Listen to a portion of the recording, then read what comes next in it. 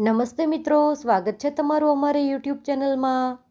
તારીખ 2 સપ્ટેમ્બર 2024 એટલે કે સોમવતી અમાસ। આ વર્ષે સોમવતી અમાસનો પવિત્ર તહેવાર 2 સપ્ટેમ્બરે ઉજવવામાં આવશે। શ્રાવણ મહિનાની કૃષ્ણ પક્ષની અમાસ આ વખતે સોમવારે આવી રહી છે। હિન્દુ ધર્મમાં સોમવતી અમાસનું વિશેષ મહત્વ રહેલું છે, જ્યારે સોમવાર અને અમાવસ્યાનો યોગ બને છે।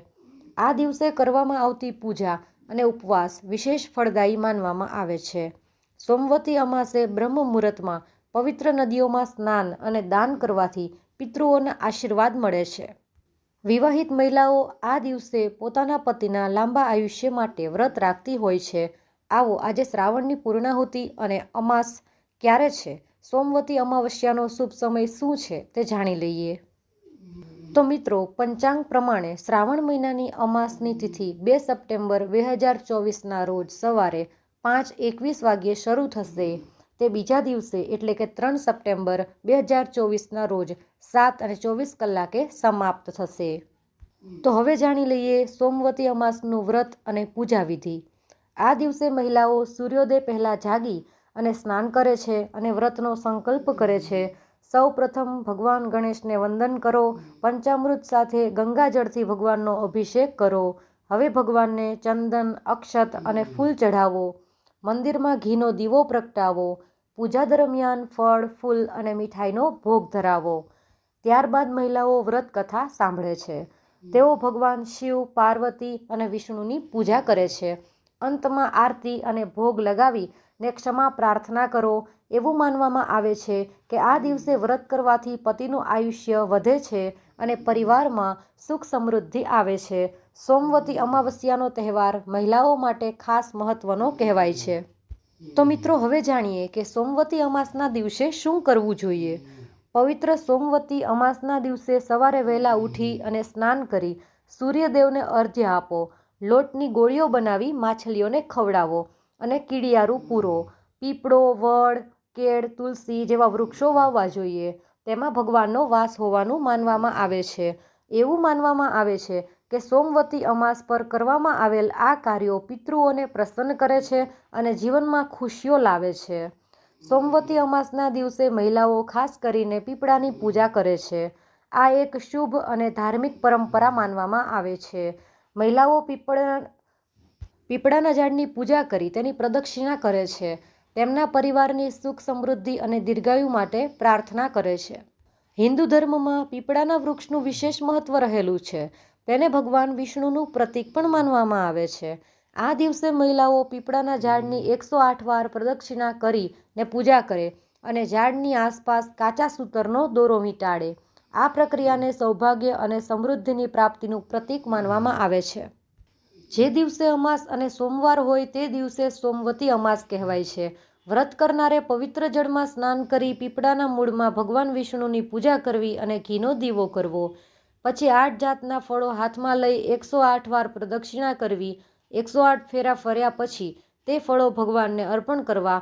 કેટલેક ઠેકાણે સૂતર વીંટીને પણ પ્રદક્ષિણા કરાય છે। તો મિત્રો, હવે ચાલો સોમવતી અમાસની વ્રત કથા સાંભળીએ। કાંચીનગરમાં દેવસ્વામી નામનો એક બ્રાહ્મણ રહેતો હતો। તેની પત્નીનું નામ ધનવતી હતું। તેને 7 છોકરા અને 1 છોકરી હતી। છોકરીનું નામ ગુણવતી હતું। ગુણવતી ગુણનો ભંડાર હતી।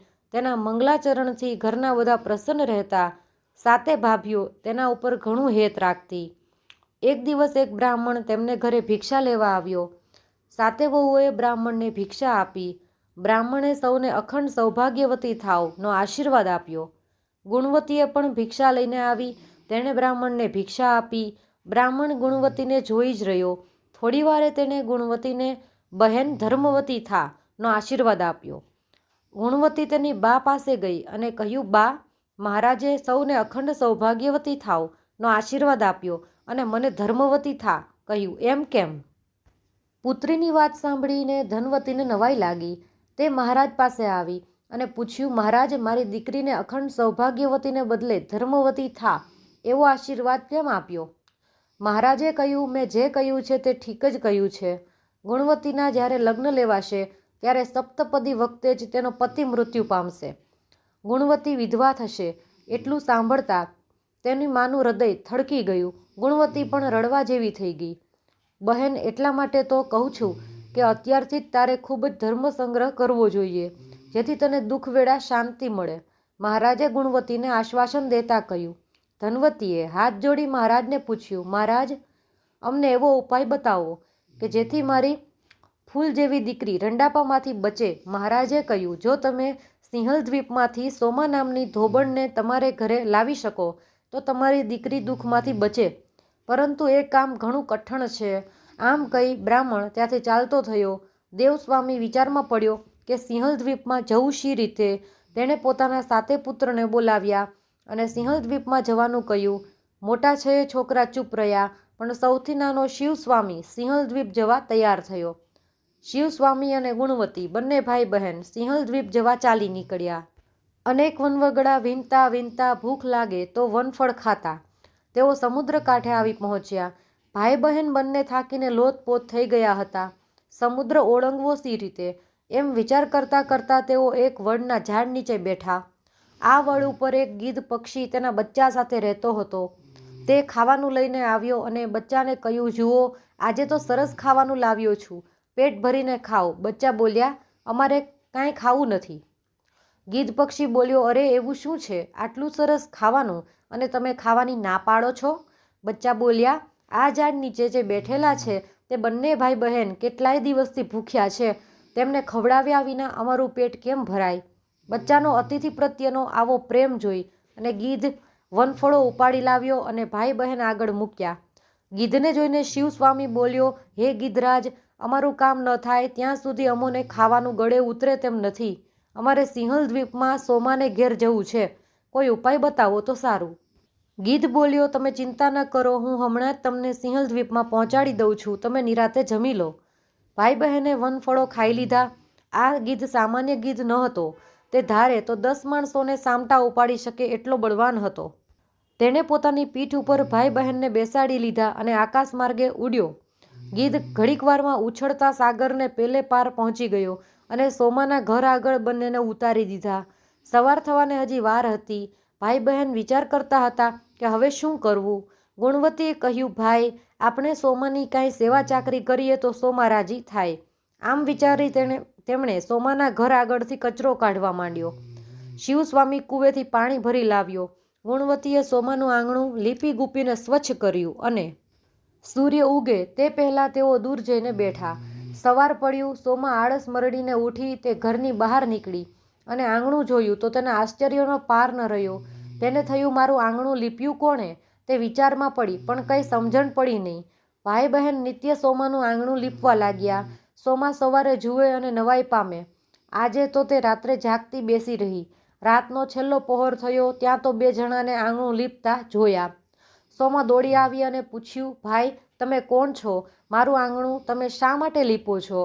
શિવસ્વામી બોલ્યો, હું બ્રાહ્મણનો છોકરો છું. આ મારી બહેન છે.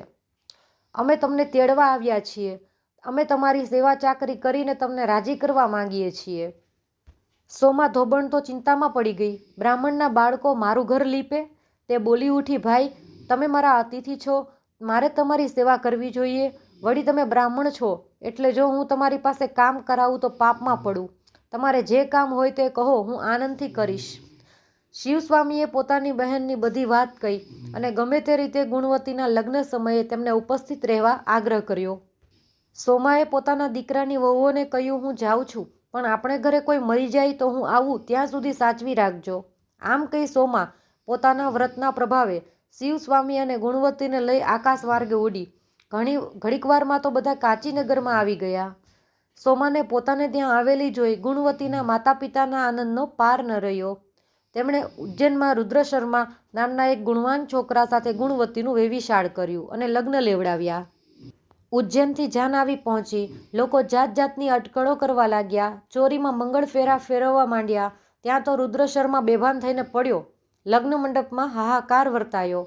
સગા વહાલા કલ્પાંત કરવા લાગ્યા. સોમાએ બધાને શાંત રહેવા સમજાવ્યા અને સોમવતી અમાસનું પુણ્ય અર્પણ કરી ને રુદ્રશર્મા ઉપર પાણીની અંજલિ છાંટી. રુદ્રશર્મા તુરત બેઠો થયો. સૌના આનંદનો પાર ન રહ્યો. ગુણવતી સોમાના પગે પડી. સોમાએ તેને પ્રેમથી પોતાની છાતી સરસી ચાપી લીધી. સૌની વિદાય લઈ સોમા ત્યાંથી ચાલી નીકળી. તે સિંહલ દ્વીપમાં આવી પહોંચી. માર્ગમાં એક બાઈ કપાસનો ભાર ઉતારીને થાક ખાતી હતી. તેણે કહ્યું, બહેન, જરા ભાર ચડાવો ને. સોમા બોલી, બહેન, મારે સોમવતી અમાસનું વ્રત છે, હું તમને ભાર નહીં ચડાવું.